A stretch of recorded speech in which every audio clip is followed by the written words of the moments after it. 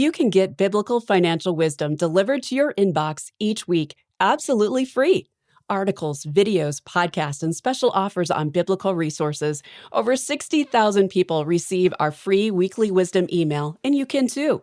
Create your free FaithFi account by going to faithfi.com and click Sign Up to begin receiving weekly wisdom in your inbox.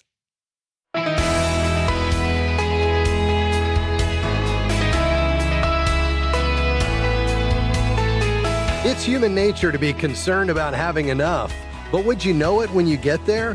Hi, I'm Rob West. It's a question we don't ask ourselves enough. How much is enough? We have a great story in the Bible that gives us a clue, and Dr. Kelly Rush joins us today to talk about it. And then it's on to your calls at 800-525-7000. That's 800-525-7000. This is Faith and Finance, biblical wisdom for your financial journey.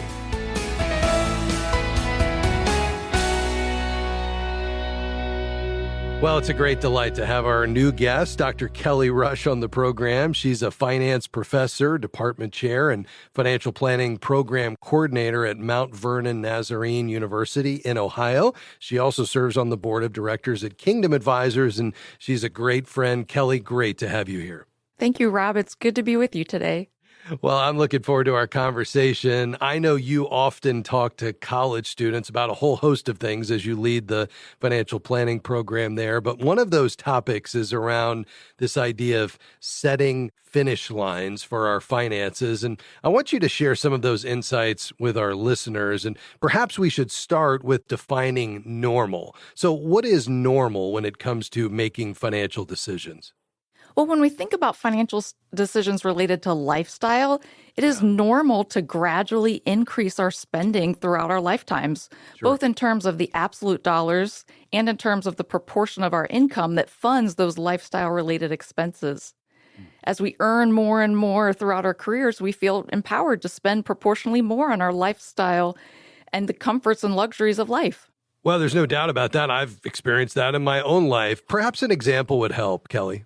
Well, one example I often use with college students is restaurant choices. A college student who has very little disposable income lives on a Taco Bell budget. Right. But after college, when that same student is now a university graduate with a steady income, they're willing and able to pay Panera prices for lunch. And that's right. A few promotions and raises later, that same individual not only eats at Outback, but they can afford to go back. And by their peak earning years, financially, the Cheesecake Factory is a piece of cake. So it's just natural for our restaurant spending to creep up as our income increases over our lifetimes. No doubt about it. And I've certainly seen that in my own life. And now with food prices up where they are, it's even more challenging. What would be another example of where we can really plainly see the effects of lifestyle creep? It would really be hard to think of an area of life where we don't experience lifestyle creep. Yeah. Everything from vacations to clothing to entertainment, the cars we drive.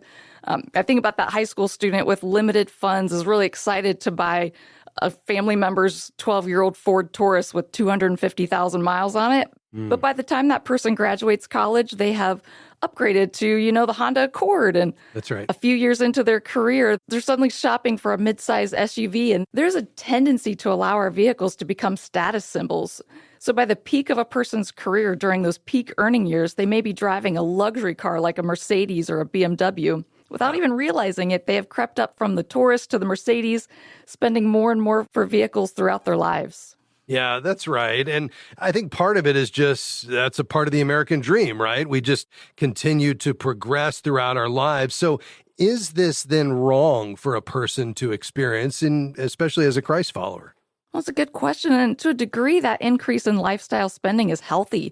And it can be motivating for people to work diligently and faithfully throughout their careers. But we do have to be really careful because it can be a slippery slope if we leave it unchecked. Unchecked both in our budgets, but also in our hearts. Yeah, that's right. And we know that money issues are ultimately heart issues, so we do need to look beneath the surface. Now, this, of course, is a function of American consumerism, but do you think it runs even deeper than that in our culture? Oh, for sure. I'm convinced that progression that we experience in terms of our lifestyle is really fundamental to the human condition. It's not necessarily a consequence of cultural norms or societal influences. In fact, there's really clear evidence of life-defining lifestyle creep recorded in Scripture. Oh, I'm looking forward to unpacking that. I'm assuming you're referring to Lot and his journey to Sodom, and I know you're going to pull the layers back on that and help us apply that to finish lines in our life right around the corner. I've always heard that our level of spending will rise to our level of income unless we protest to the contrary. So perhaps you've succumbed to lifestyle creep in your life and you're looking to do something about it. Well, Dr. Kelly Rush is here today to unpack God's Word and help you address that. She's a finance professor, department chair, and financial planning coordinator at Mount Vernon Nazarene University, and we'll be back with much more on this topic just around the corner. Stick around.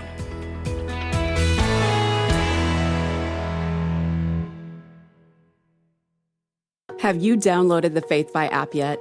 You need to do that today because this is going to make your life easier. Yes, you can manage your money through the in-app envelope feature, but also plan out future goals. I want to buy a house in 5 years, and I'm on track to do that. Here's also what I like. You can connect with people around the country. It's like social media, but better. Ask a question, get an answer, and share what you're learning about money and investing. So why don't you grab your phone right now and download the FaithFi app? We are grateful for support from Sound Mind Investing in the Faith and Finance program. For more than 30 years, they've been helping Christians reach their financial goals with step-by-step guidance for investors at every stage, from those just getting started to those getting ready for retirement. Through scriptural principles and practical suggestions, SMI offers financial wisdom for living well. More information, including the short video webinar on profit and peace of mind, no matter what's happening in the market, is available at soundmindinvesting.org.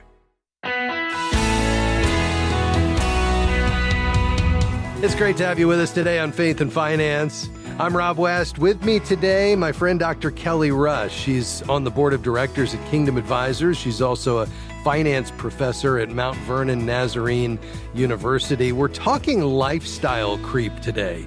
How much is enough? And that tendency just to spend more throughout our lives as our income rises. Well, how do we reconcile that with God's Word? And Kelly, just before the break, you said you were going to take us into the book of Genesis to look at clear evidence of life-defining lifestyle creep. So help us do that.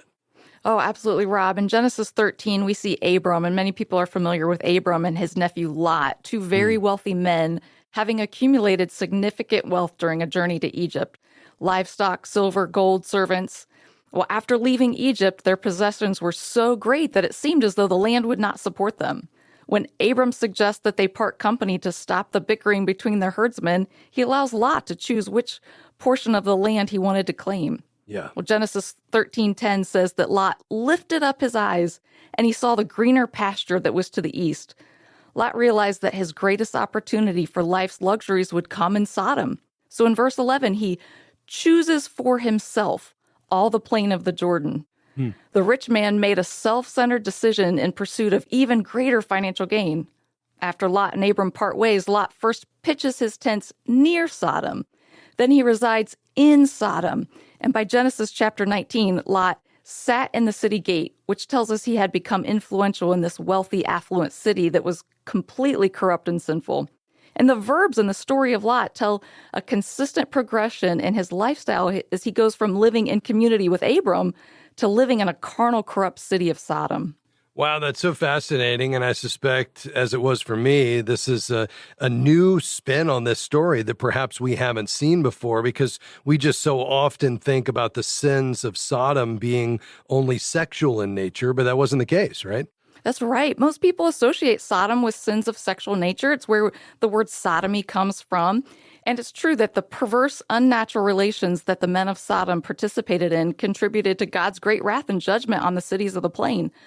But there's this interesting passage in the book of Ezekiel that tells us more about the nature of Sodom's iniquity. Ezekiel starts his list of Sodom's sins with arrogance, and he says they were overfed, they were idle, they did not care for the poor and needy, they were proud of their affluence, and they flaunted their apathy.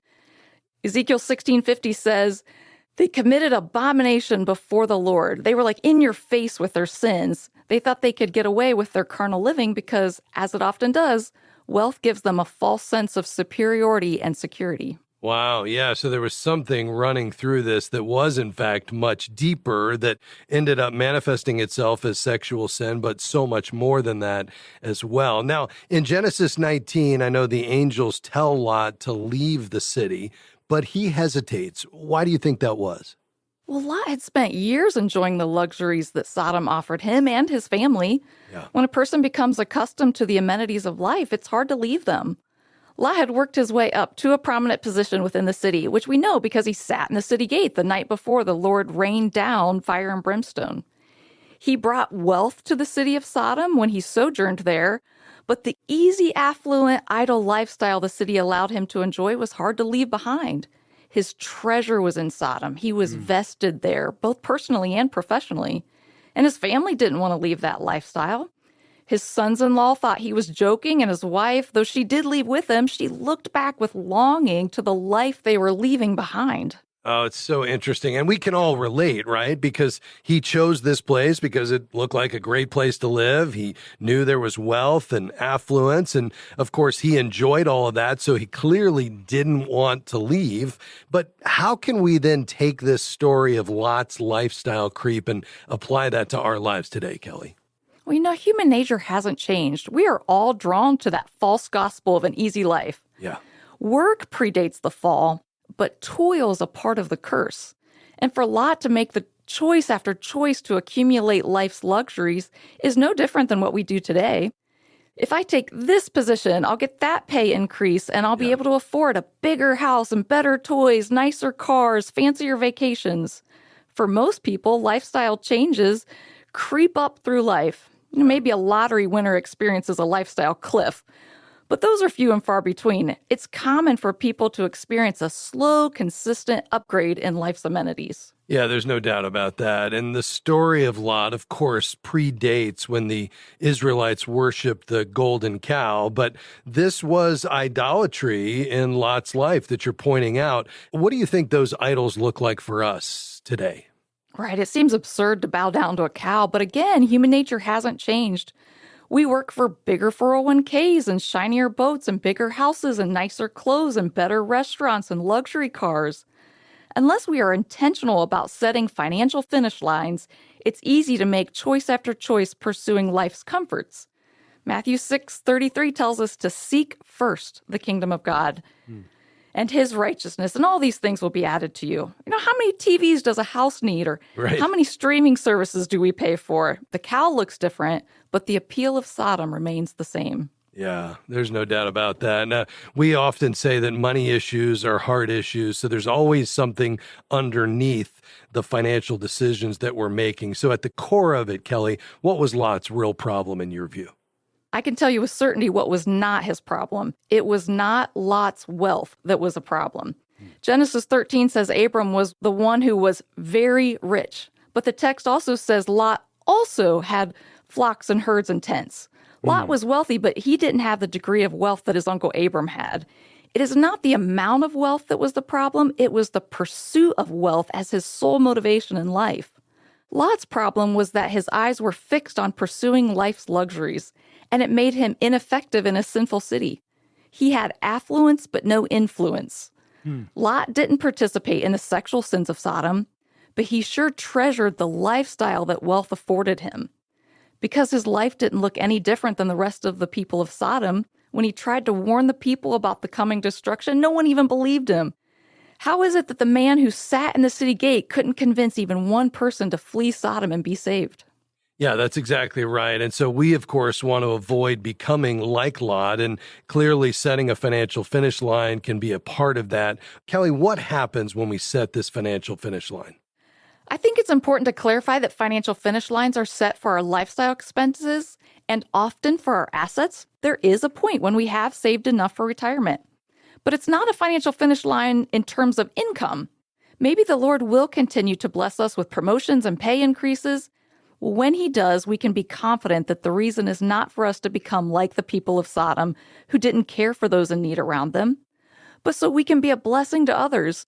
We are free to experience the joy of increased giving and sharing the Lord's abundance with others when we set those financial finish lines. Paul told the church in 2 Corinthians to give what they have, quote, decided in their heart to give, not reluctantly, but cheerfully.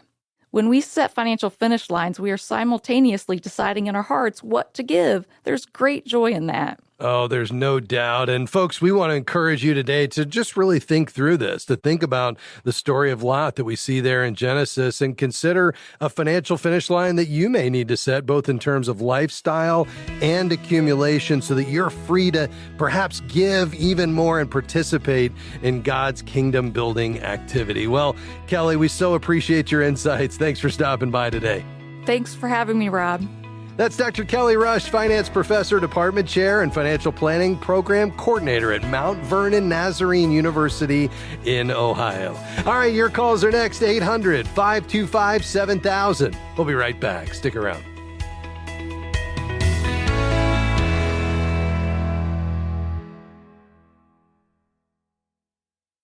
FaithFi is grateful for support from One Ascent. One Ascent believes that your values inspire why you invest and how they can inspire how you invest. One Ascent's goal is to provide solutions designed for every need and invest in businesses that bless the people and places God has made. They want to help investors do well by doing good, to explore a new way of investing that aligns with your values. More information is available at oneascent.com and by clicking Analyze My Investments. Paying too much for health insurance? Frustrated by high deductibles and increasing premiums? There's a better way. Christian Healthcare Ministries. CHM is a Christian community delivering a faith-based solution to the high costs of healthcare. Take control over your healthcare costs with a program from CHM that could save you up to 40%. Learn more and enroll today at chministries.org/faithfi. That's chministries.org/faithfi.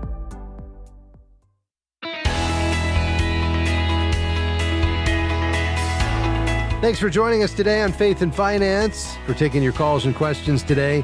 The number to call, 800-525-7000. That's 800-525-7000. You can call right now. Let's head to Georgia. Hi, Marie. How can I help you? I am 76, and I do not know hardly anything about investing. I had $25,000 in a very conservative group that managed the investments for me. However, they've said I've got so little now that it's cost me a good deal for them to manage. So they have simply left it in Fidelity. Now, I have another company that I have $50,000 in that they were, and that's all I've got. They have handled me for 30 years and done a good job, and they are my advisors for the investment. Yes, ma'am. I did not know if it would be safer for me to diversify and keep my $25,000 Fidelity, or if I need to roll it over and give it back to the company that I've been with longer that does have an advisor. Yes. I like that second option, Marie, and here's why. I would rather this not just be on autopilot, just kind of sitting there. I would rather know that somebody is overseeing it. And the great news is you have a trusted long-term relationship that you've been very happy with. And I don't think it's inappropriate for you to have, all of your money there with one advisor. I mean, often, folks will have, even with portfolios of millions of dollars, they'll have it all with one advisor or one advisory firm that's giving oversight to it. So I think given that you've got the trusted relationship, given that no one is overseeing it currently with it at Fidelity, it's just kind of sitting there, I would much rather know that, all of your assets are being overseen by somebody, that there's a focus on preserving what you have, but continuing to grow it modestly to offset the effects of inflation. And it's great that you already have that trusted relationship in place. So I would go with that option if it were me. Oh, God bless you. I cannot thank you enough. I've been very concerned about this. I appreciate you very much. Bye-bye. Well, thank you. Absolutely, Marie, and thank you for your call today. We appreciate you. 800-525-7000 is the number to call. We've got some lines open today. We'd love to hear from you. You can call right now. Let's go out to Oklahoma. Hi, Paula. How can I help you? Hey, Rob, I was just wondering, I got a disability Social Security settlement, and I'm wanting to know what I should do with it. It's about $60,000, and also the extra insurance that they take out, Medicare, automatically. I don't need it. I have insurance from my pension that I have. Is there any way you can not pay that, or does it drop off at some time? So with the disability settlement, do you have an emergency fund, Polo, that's already in place? Yeah. Yes, I got about $30,000 in a CD, and then I have about another $35,000 in Fidelity. I have no debt except for my house payment. Excellent. And how is that $30,000 at Fidelity invested? Is it just in money market or stocks and bonds? It's in Timothy. It's a Roth IRA. It's in Timothy. Yeah, and that's great. what I was wondering what I should do with all of it. And I'm single. I don't have kids. I'm taking care of my mother. Yeah. So excellent. Well, that sounds great. And in terms of the mortgage, how much is left on that? $120, and it's at 3.35%. It's only $800 a month. Very good. And are you still contributing to the Roth IRA? Well, how can you do that if you don't have earned income? Well, you can't. Yeah, so that's a good point. So you're fully retired. Yes. Okay, got it. All right. Yeah, so what you would end up doing then, if you didn't have some other purpose for it, because you're completely debt-free except the mortgage, I wouldn't necessarily put it on the mortgage because it's not going to help you any in terms of you got to pay it off in full in order to get rid of that monthly payment, and you still got a good ways to go there, and you got a low interest rate. You can't contribute to a retirement account because you don't have the earned income. So basically what that would leave is, unless there's something else that as you kind of think and pray through it and consider your values and priorities, like giving or something like that, I would either just use it to boost even further your emergency savings, especially since we've got very attractive interest rates right now on high yield savings and CDs, or you could also put it with Timothy, great mutual fund, faith-based mutual fund company, but you would just be in a taxable account instead of a Roth IRA, which would mean that, as they buy and sell, you could buy a Timothy fund and just hold it. You wouldn't have any taxes until you sell it, but at least you'd have it working for you. So I'd say, depending on how conservative you want to be, either go, with the CDs and the kind of higher yield savings or only CDs, or go ahead and open a separate account with Timothy and just get that invested separate from the Roth IRA, and at least you'd know it's working for you. Hope that helps you, though, Paul. We appreciate your call today. May the Lord bless you. Let's go to South Carolina. Hi, Gary. How can I help? Yes, my question is, I was just calling I got about $300,000 in my TSP, and I got a call from USAA about wanting to, invest that money in a retirement annuity. Yeah. I was just wondering. I don't know what to do with it. I was just wondering, is that a good idea to just put it in a because I'm gonna retire in probably about another year. Yeah. Is that a good idea to put it in an annuity and just get a return off of that? Yeah, that's not my first choice, Gary. What I would do is just make sure that you're choosing among the TSP options. Do you know how that money is broken down, the $300,000 right now among the TSP options? Well, it's in a G fund right now. So, all of it's in the G fund? Yes. Okay. Yeah, I would probably, here's the thing. Even though you're close to retirement, we still need to take a long-term perspective on this. And the reason is because if the Lord tarries and you're in good health, you may need this money to last another 3 decades or more. And the way we do that, given the fact that inflation is eroding your purchasing power, it means this money will buy less every month as the prices rise. We want to make sure this money's working for us. And, that G fund is the most conservative fund. And so, if right now, what is your age? 60. I'll be 62 next year. Okay. So at 60, again, you're the steward, so you need to make this call. But, I would typically say you'd want a 50-50 portfolio between stocks and bonds. And so that might mean, in the TSP options, either you could use an L fund, the life cycle fund, or you could do it yourself by putting maybe half between the G and the F, the government and the fixed income, and then the other half, perhaps in, probably a little bit in the international and then the rest in the common stock fund. and maybe a smaller portion in the S fund. So mix between the C, the S, and the I between the other 50%.